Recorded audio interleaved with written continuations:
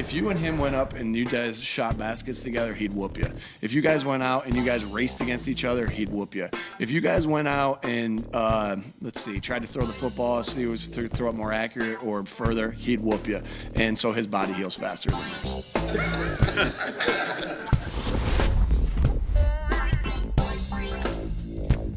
Nick Sirianni talking about Jalen Hurts being built different. And look, they're trying to figure out when Hurts can come back from this shoulder injury. He's already missed the Cowboys game. They almost beat Dallas with Gardner Minshew at quarterback. And now it's Gardner Minshew against the Saints, who somehow won in that icebox of a game in Cleveland this past weekend. And the Saints still alive in the chase for the NFC South. So, they're getting these guys banged up, Chris, and they don't have cupcakes down the stretch.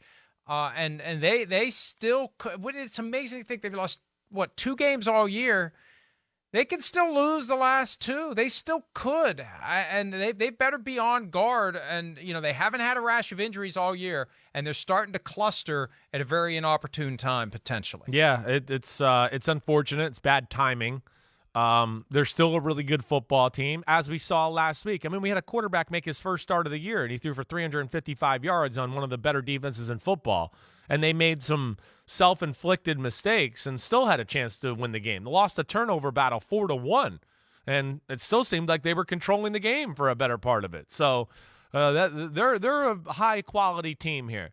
And, yeah, health, being at full strength, is of course the number one issue here, but not far behind that is making sure you got that first round bye, because then that's going to help, or maybe you put that first and the health and issues are second. Either way, they help each other out. They've had the Saints in Philadelphia, I believe the last 2 years. They've kind of controlled the Saints both times when they've played them. I don't expect Philadelphia to fall off the cliff here or anything like that. We've seen really only one game this year where they've underwhelmed, and that was the Washington game. I know they lost last week, but it wasn't underwhelming. That's for sure. So I'm expecting them to win the game. I expect them to have the first-round bye, and I think they'll be at full strength come divisional weekend, and that's going to be bad news for whoever's coming into town to play them. Jay Glazer said last weekend that if the Eagles beat the Cowboys, the likely return for Jalen Hurts is Week 18 because they don't want him to go 5 weeks between games. Right. If the Eagles lose to the Cowboys, Hurts is going to push to play against the Saints to nail down the 1 seed. If you were the coach making the call here, and it's close, right? Where are you going to go? Do you want him out there to nail down the 1 seed? Do you put him at risk of further injury and have maybe a 1 or 2 week thing become a 4 to 6 week thing? Is it that important to you to get the 1 seed, or is it more important to ensure that Hurts is healthy? I'd err on the side of keeping the guy healthy. Yes. I think there is maybe a line of demarcation, though, that maybe you can get to, where if you go, okay, wait, maybe he's not 100%, he's 95%. We feel good about that, and then we play him, and he's basically got 3 weeks to get that totally healthy. I could certainly make a logical case there. And this is a big deal to me in the fact that, Mike Florio's power rankings, all right? It's a real thing. They don't want to be going to San Francisco come championship weekend. They don't want to do that. San Francisco is officially in the boat with Philadelphia as one of the best teams in football, if not the best. The team is every bit as good as the Philadelphia Eagles. Now, the quarterback, maybe not there, but we're seeing he's good enough. So that's got to be priority number 1 to me, is get that first round bye, get everybody coming to Philadelphia to play them there on their turf, grass field, cold weather. That's one of their biggest advantages. So, yeah, there's that mark, Mike. I don't know where you would put it. I don't even know where I'd put it. But if he's close to 90% or above, I'd probably play him and just nail down the number 1 seed. See, I would be tempted to give him another week off, and go with Gardner Minshew. Minshew, another quarterback who's going to be available. I mean, this free agent market this year for quarterbacks, it seems like it gets crazier every year. Right. This year is going to be off the charts crazy. Throw Gardner Minshew into the pool as well, and he's got reason to go out and play well and nail this down and seal his own future. But I just would be nervous about getting Hurts injured. But that 1 seed is critical. Yeah, it's tough. Especially because of the 49ers. The way the 49ers play. Right. We talk about this all the time. They are these badass roughnecks that will run through a brick wall. You want to force them to run through as many walls as possible. You don't want to give them a week off. Exactly. And give them I'd be an easier scared chance as hell to keep their guys healthy. Right. I'm with you, Mike. Then then you get to play the 49ers in San Francisco, and they're fresh as hell and can just be total renegades and killers. That's yes. So it is a tough one, and you're right.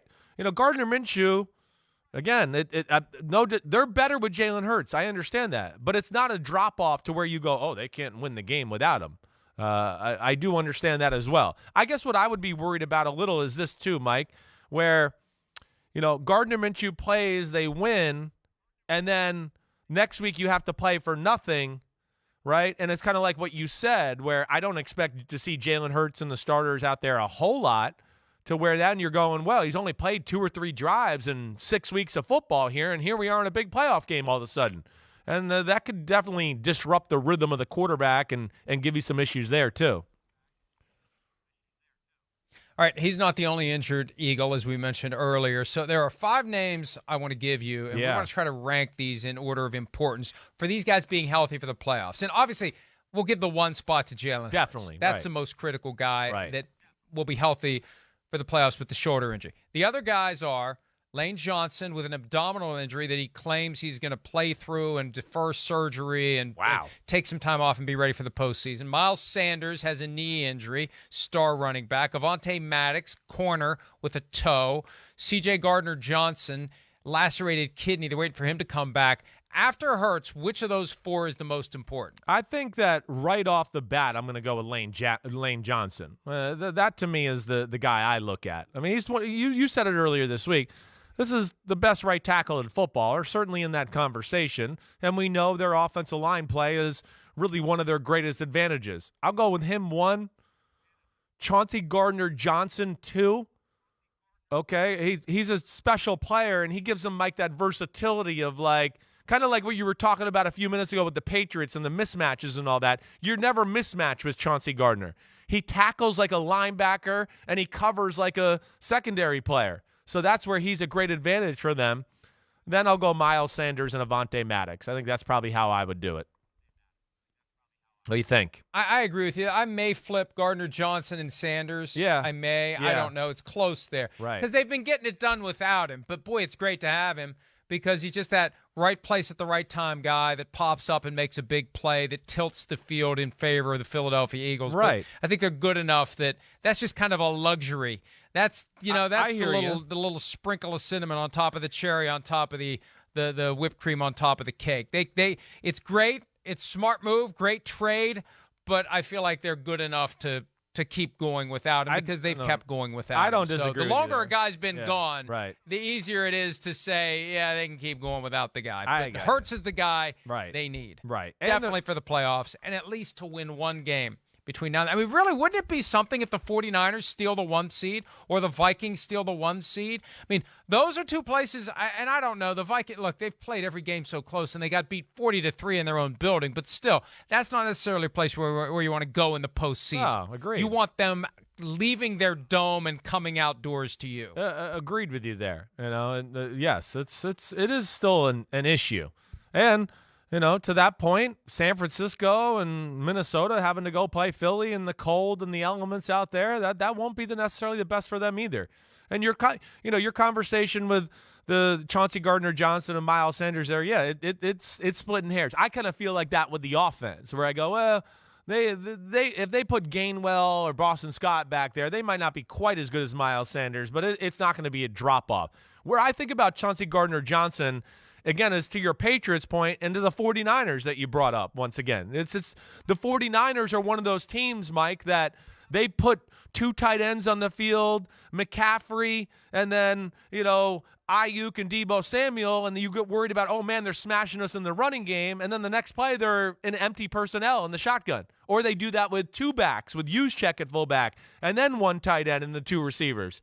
And that's where Chauncey Gardner comes in handy in those type of matchups where, like I said, you don't have to substitute. He can play the run and be physical that way. And then, oh, wait, they're passing. He can cover too. But, yeah, they're good no matter what, Mike. I think that's what we're saying. And I'd be shocked if they don't seal up this 1 seed this week.